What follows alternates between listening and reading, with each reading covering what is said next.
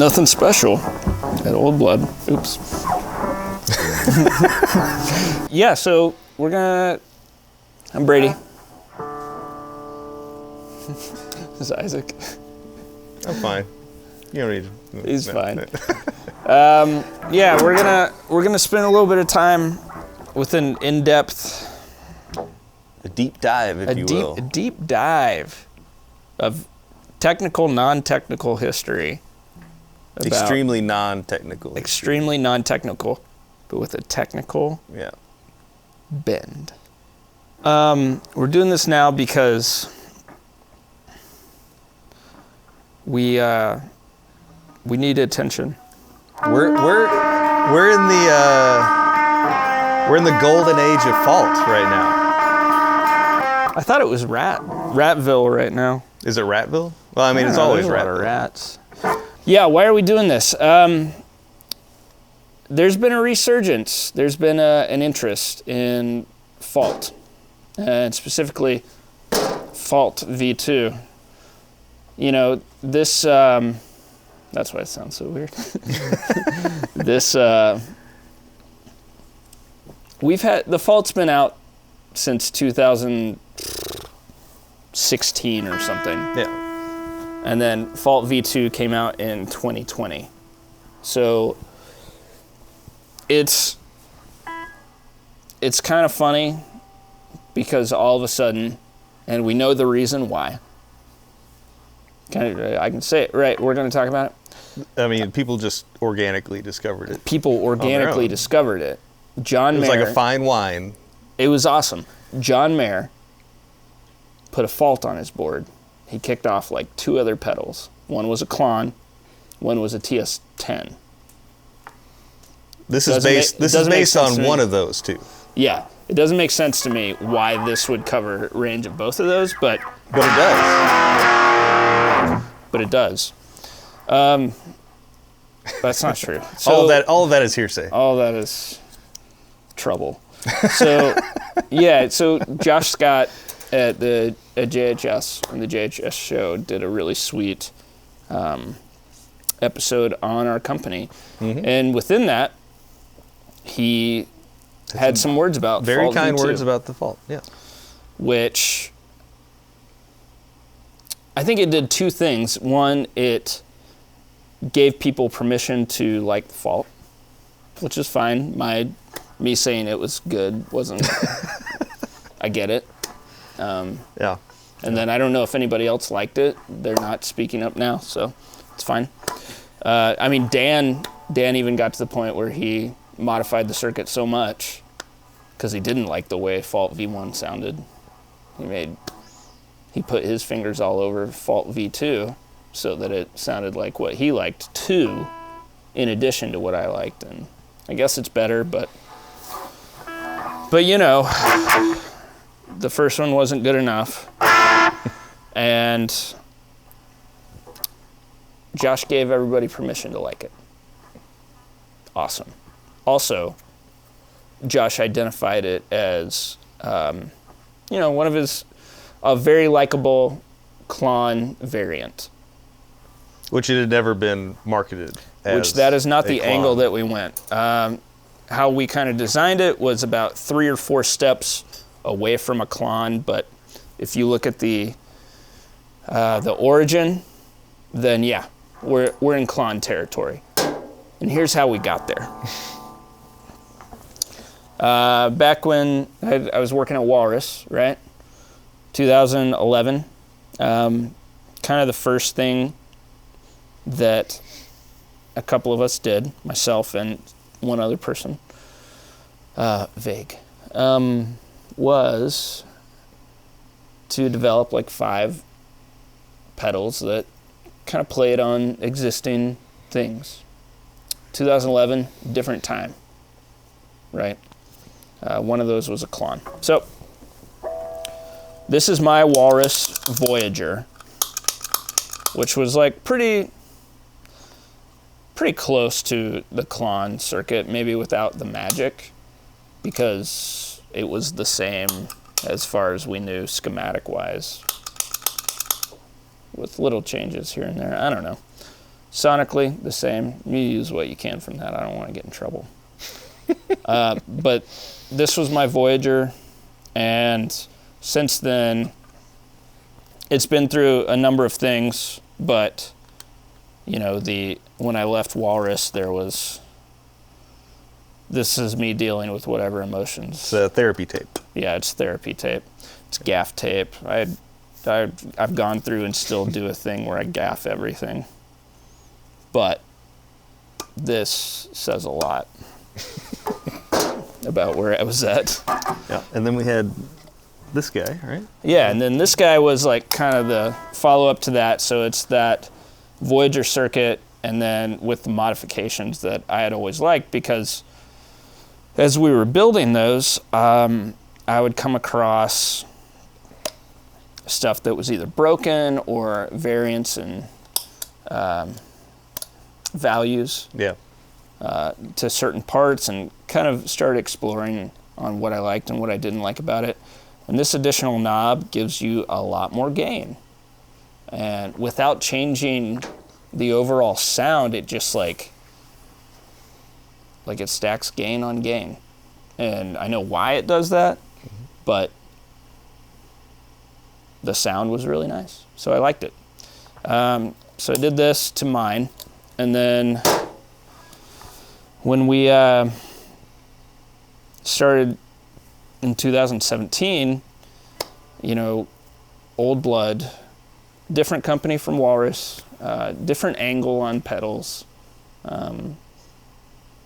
And we kind of wanted to approach starting the company in a very modulation, reverb, delay centric way. So a lot of our earlier designs are all this centered. was the first overdrive.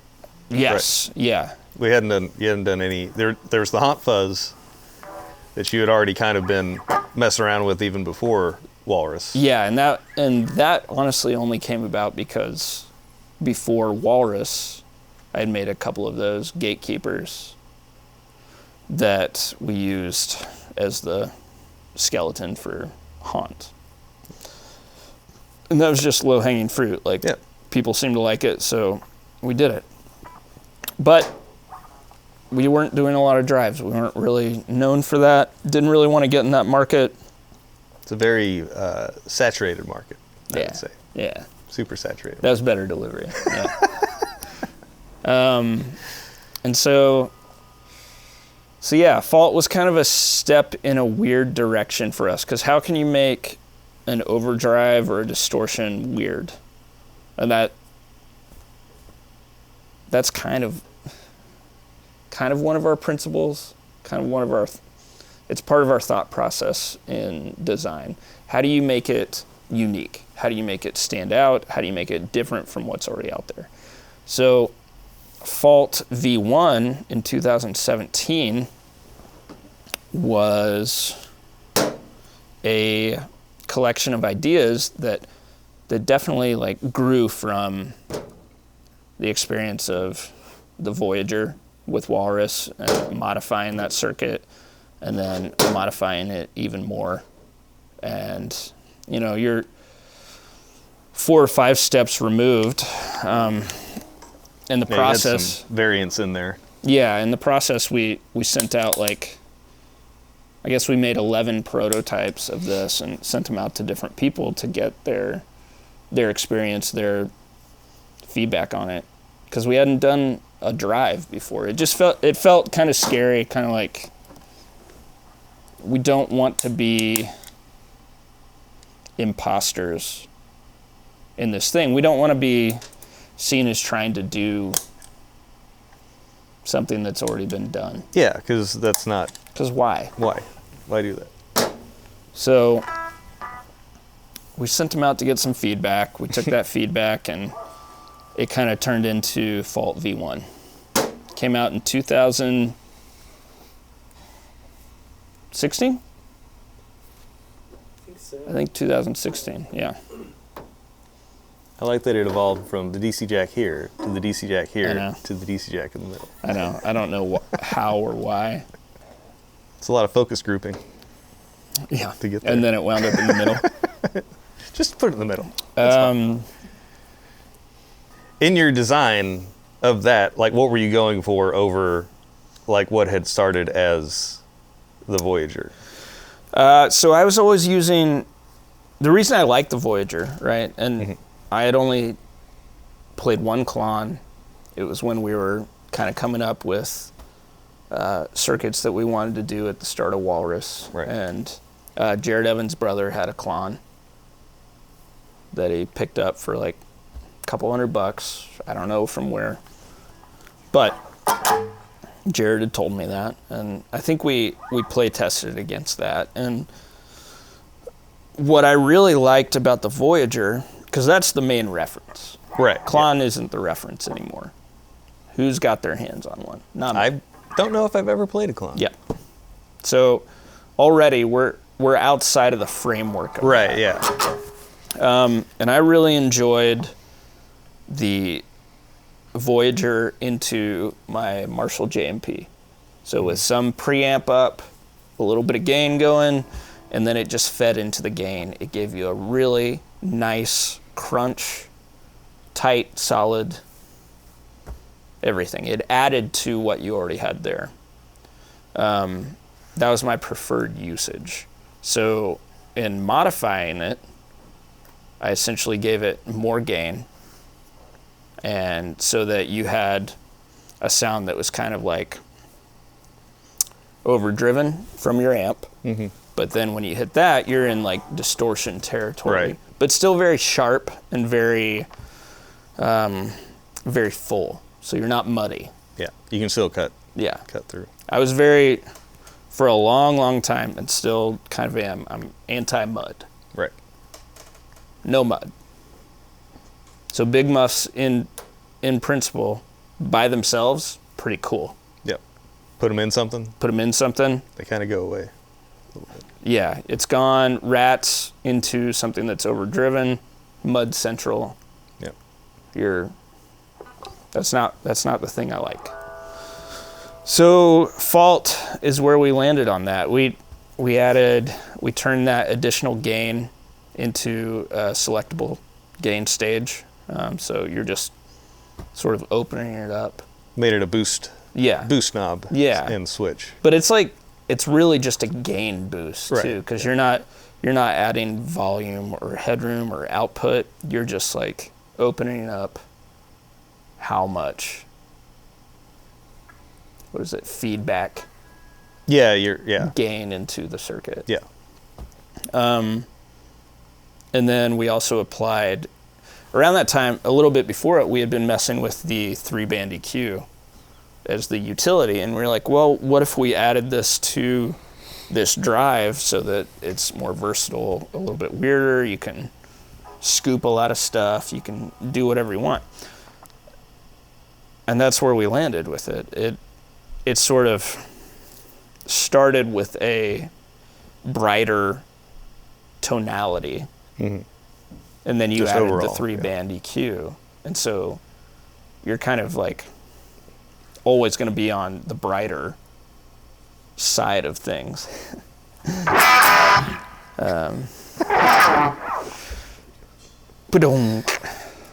Anyways, it's going to be sharp. Yep. Sharp, sharp, sharp, sharp, sharp. Not sharp, note sharp, like sharp. Like more aggressive. Spiky. Yeah, more aggressive sound. Yeah. Yeah, trebly. So that's kind of where that was. I liked it. I liked it using my stuff. 2016, then years go by. Dan's messing with circuits. You're here, you're messing with circuits. You're cleaning everything up. You guys start talking about fault behind my back. Yeah, we did start talking about fault behind your back. And just talking about how much you don't like it. And honestly, fair point. Fault was not a great seller for us. It did not. Fault V1 never did well. But we're going to keep it around because I like it. And that's fine. That's reason enough. Like, we worked hard on it. It's not like we lose anything by having it around. Yep. But yeah, you guys started talking about what you liked and disliked about it, and started fixing stuff, and all of a sudden, you and Dan show up with Fault V2.1. Yeah, see, I think that was Dan messing with it, trying to figure out. Because I thought that he had one that sounded the way he wanted it to sound, and it was not what the Fault V1 sounded like. Yeah. He had like a prototype or something. Yeah, there's a little bit of variance Yeah. there. And I'm not sure if we, at the time, knew what that was. But he eventually figured out what it was and put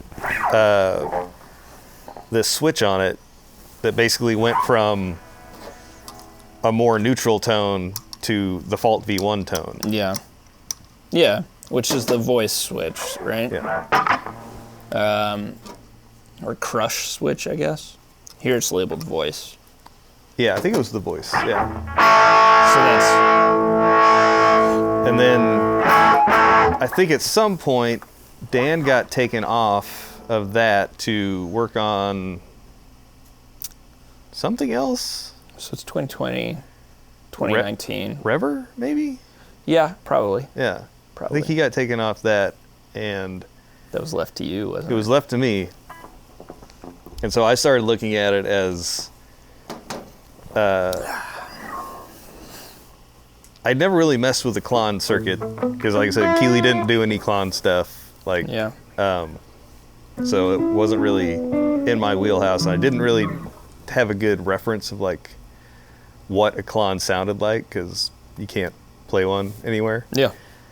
And so I was just trying to make this pedal do as many things as I could make it do. Yeah. So we ended up with these options. We turned the switch into a knob, the voice switch, and then added a boost and then the crush. But yeah, the Fault circuit is just really weird. It's wacky. It's different than, I will say this for the Klon, of it's not really like any of the other overdrive circuits. Yeah, there's a reason that the legend surrounds it, right? Yeah, it's a 'Cause very... It just processes. Yeah, like, I don't know. I'll probably get in trouble for... That's fine. I mean, We'll cut this out whenever we want to. It's fine. Nothing's malicious. We're Yeah. just... No, it's not that it like has a... I guess not a, to my ears anyway, not a super special, like, unique sound, but like the way it gets its sound is really odd.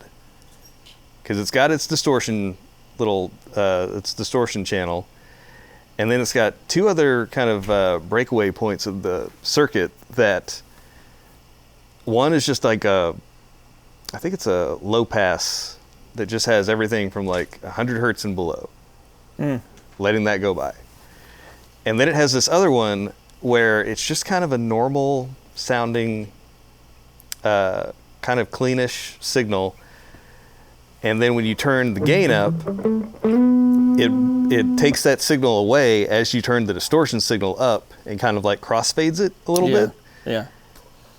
I don't know exactly why that happens, but I guess just to get that sound, I guess. But you know, I did experiments on trying to mess with that channel and trying to mess with the low pass channel. I was like, oh, what if we just took this and put a clean blend into and it just doesn't work. Yeah. It doesn't sound good. Nothing I did to it made it sound good. The other channel that goes away when you turn the distortion channel up, I mean, I felt like I was going crazy because I would be changing things in it. Yeah. No sound difference. Interesting. I was showing Dan, I was like, Dan, I'm changing all of this stuff. Can you hear a difference? And he's like, no, I can't. Like, okay, we're just not going to mess with that. We're just going to leave that alone. And so I went through all of the, you know, little experimenter parts that I could get to give me different sounds, and we ended up with that. So it's got some... Just, you know, That was really bothering me. I'm glad it got fixed. No, it does have some interesting stuff, like the boost. It's a gain boost, but it also bumps the low end, because that was always a pet peeve of mine on gain boosts, of like, you always seem to get like a high mid, like that's where Spike. it boosted. Yeah. And so like I put a little bass boost in there to give it just a little more beef. Which that one was very like spiky. Yeah. So that makes sense. And then the crush is a little bit of a weird add-on. I'll put it back up there for continuity. That's fine. This case. In that the crush stuff is at the very end of the circuit, and you really only get the crush to be effective if you're really pushing a frequency. So like otherwise you don't really get it to do much. Oh yeah. Because it is at the very, very, very end of the circuit. Yeah. It's like the crush and then the volume control, and then you're out. And so like you get these weird, super compressed, choppy things with the crush switch on. Yeah. That just gave it another level of like Versatility. Yeah, you can really get this type of sounds, and then you add the EQ, and you can get this type of sounds, and then you add the crush switch, and you can get this type of sound. So that was where we kind of ended up with Fault V2. Fault V2. And then we released it. And did okay. Yeah, I guess that, so history lesson. Who's the most famous Klonsman? TM Kylan Massey. But yeah, so we couldn't figure out, like, you looked it up, like the Metallica guys. Well, yeah. Have So them? so the thread I was looking at was 2008. Too. Okay. So the Bluesman. So maybe Happy Bluesman. maybe maybe like the Saint Anger tone is Metallica using Klons, or I think they or Street Anger, I guess, is that what it's Street Anger. Street Anger. Yeah. one of the references within Yeah, I think they ran that snare through the Klon. I think that's where that. one of that the snare references. was actually just a Klon. He was just Oh, it's just a Klon. He was just hitting a Klon, not a snare. They're just turning the Klon on and off. The thread did mention that like there was a Klon visible, I think, in that movie. Oh, really? Yeah, that's why they knew that it was used somewhere. But yeah, it's just kind of it's an interesting. What did you say? Nels Klon. Nels Klon. Yeah. Dang. Yeah, Nels Klein was also on that list, or Nels Klon, TM Blake. But yeah, the mystique of the Klon itself is kind of a mystery. Like, who decided that it was the thing? But somebody did, and now it's the thing. So then Josh Scott doubling down on saying that the Fault V2 was his favorite Klon. It's like best take on a Klon. Best take on the Klon. that he had seen. Unique take, or Yeah. He said it. I don't know. Yeah. I don't know. It was something like that. It was But it was very nice. I think Yeah. it's 50% the Klon has this mystique. So if something's Klon-esque, there's a certain number of people out there that will have to check it out just to do it. I mean, And yeah, then Josh gave it some very nice praise on his show.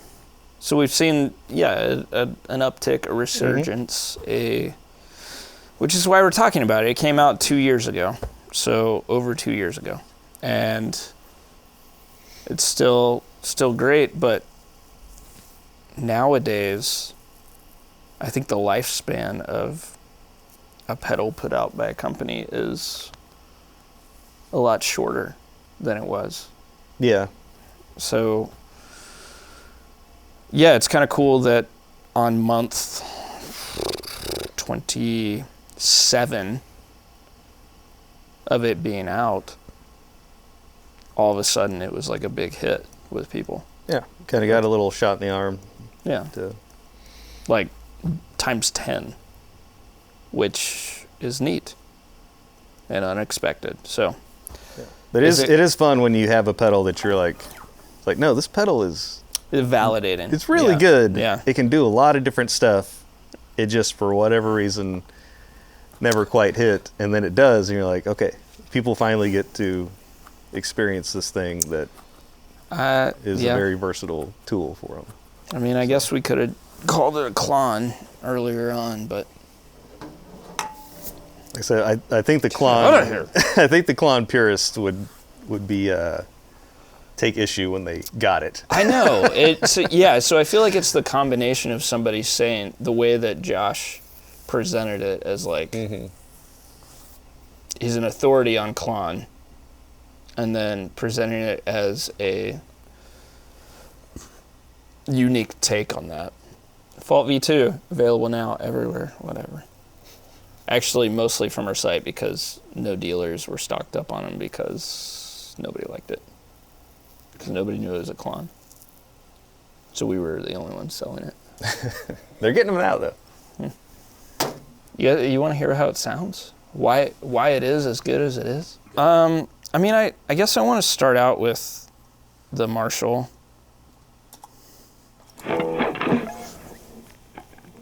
Kill that one. So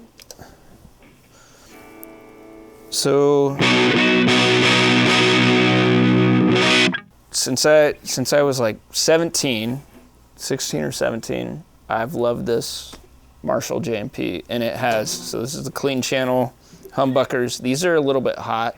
This is the CME SG that they did a number of years ago, so.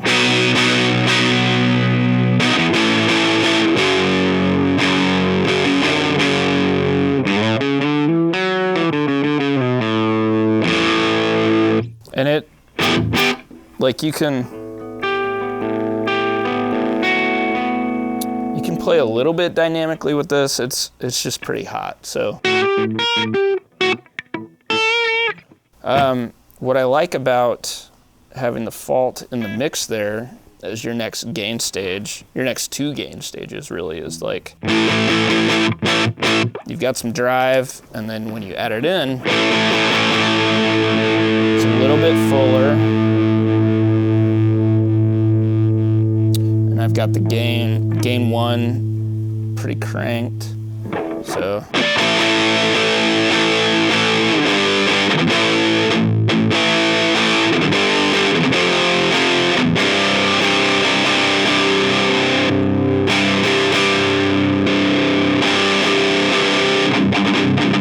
So it feels a little bit angrier, a little bit fuller. I don't know.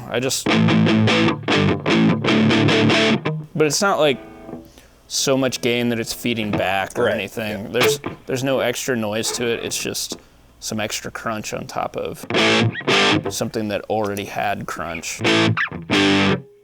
And a lot of times if you're playing with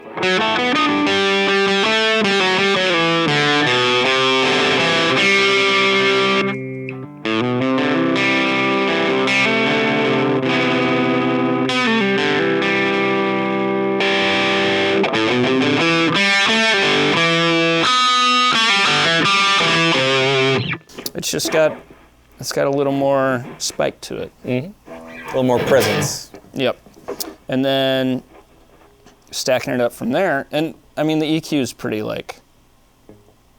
balanced right there, right? I guess that would be a little bit.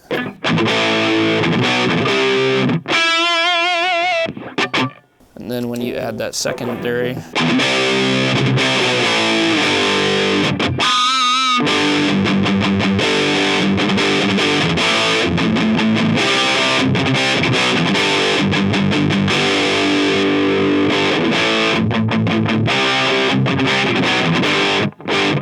it's just like little stages all the way up. And so you're not losing the main tone or the main sound of what you're doing.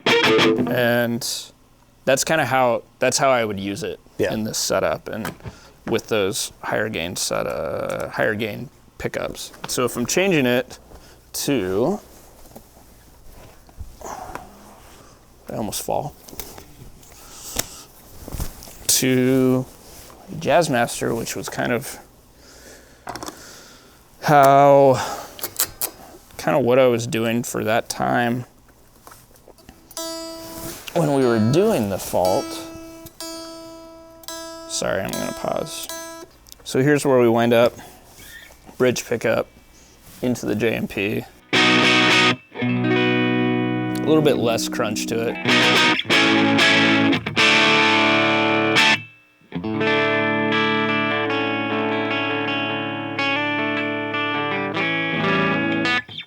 And then as you're like,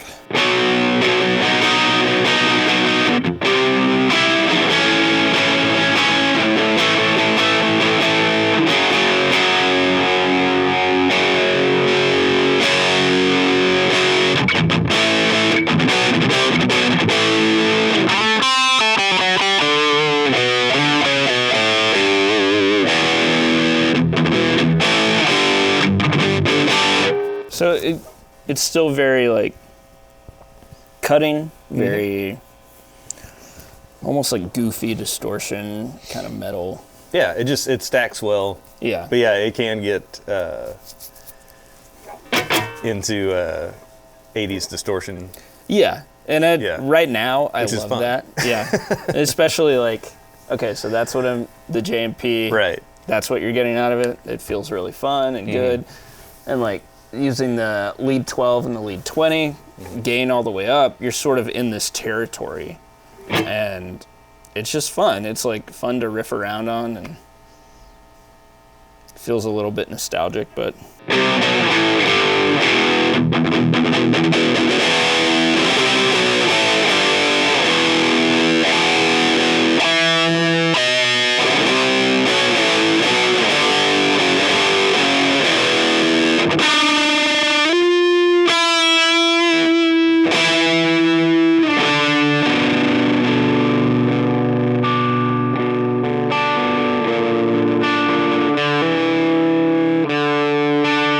you can kind of play it dynamically with it still, to where you're not, it's not just a distortion all the way through.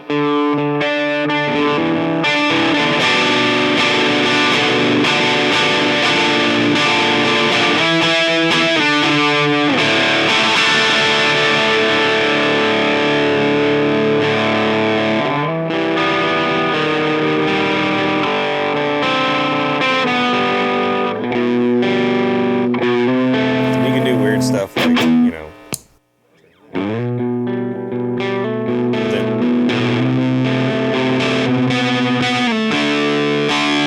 which will just give you a different sound than having.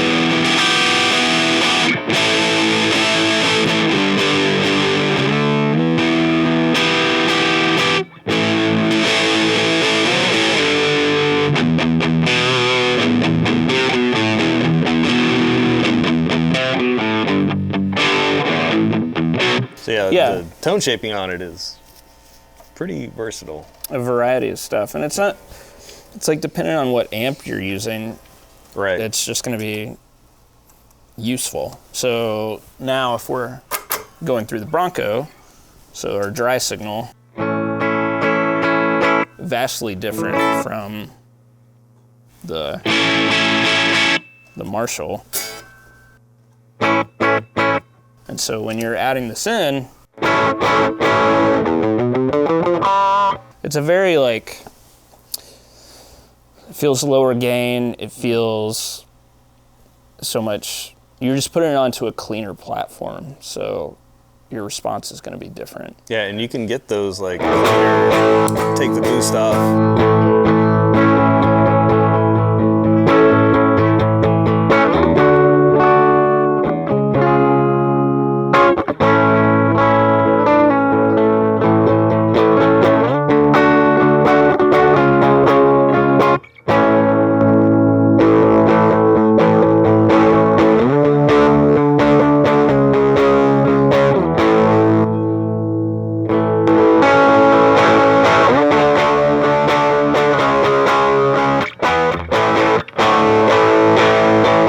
Yeah, you're getting a different type of drive and a different type of overall sound with what you're putting it into. So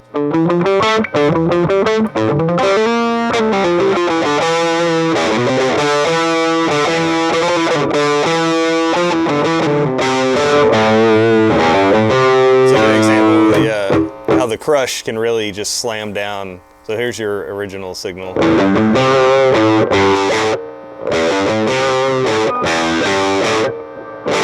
really smashes everything that's coming from. Yeah. Oh, yeah. Compresses it down. Yeah. Makes everything more of a distortion instead of having that headroom.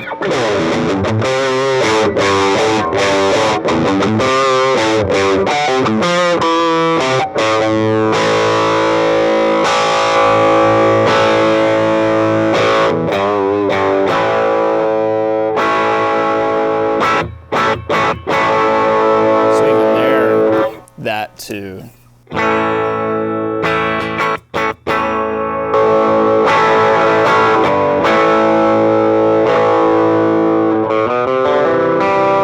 It's just a little bit of grit.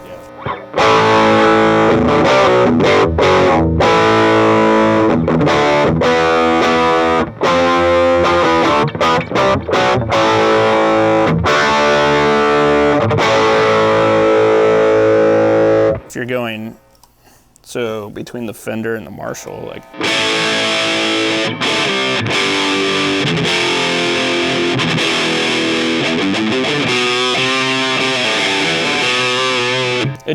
It really matters what you're putting it into. Yeah.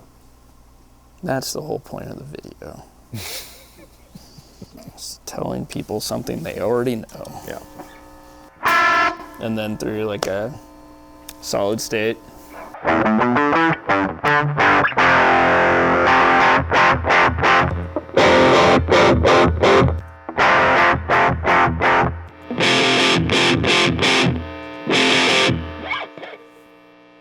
But it can work with all three of them, depending on how you set it up.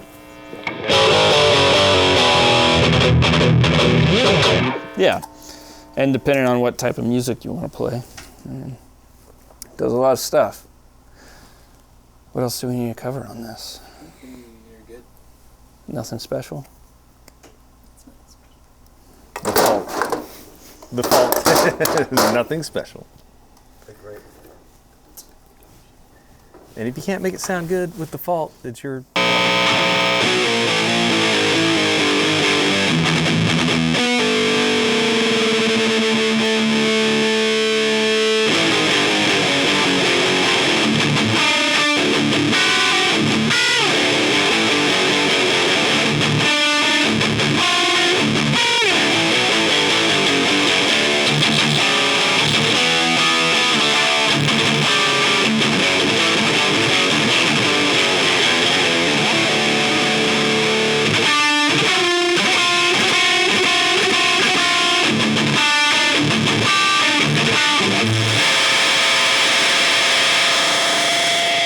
turn everything up.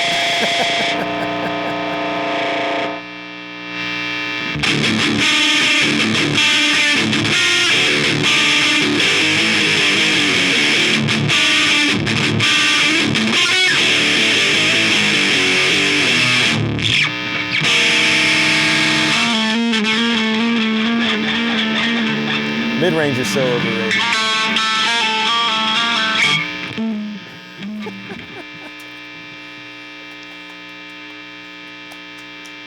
Kylan, what do you think about it?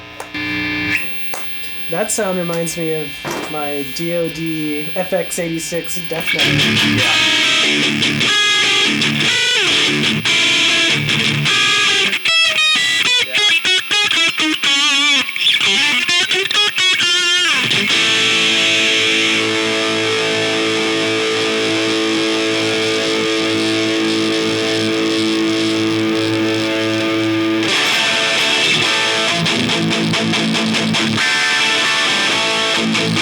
Come here, Joe.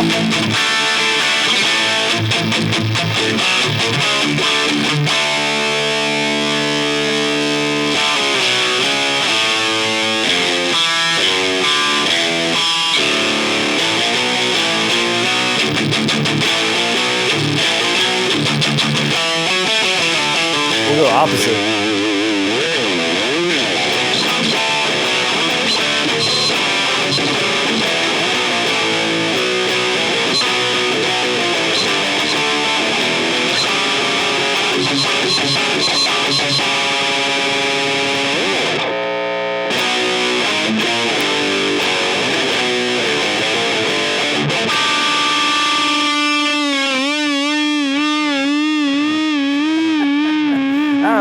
unplug the black bobbin. Would have gotten confusing, you think? That's another video.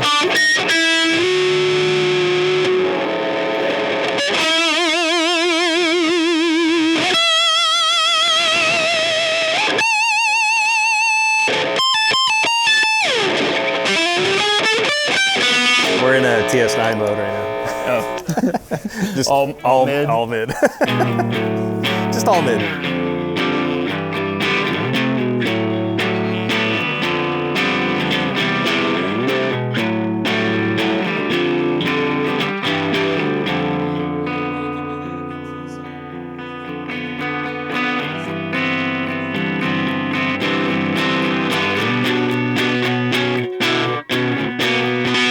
Do you want? Okay. Like, what vibe? See if I can. What vibe? What? Krautrock?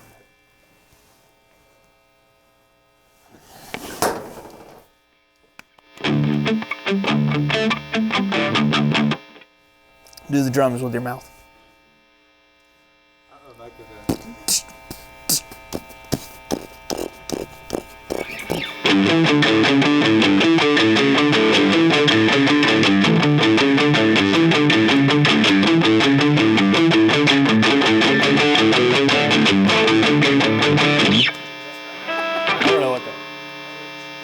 I mean, I'm sure somebody.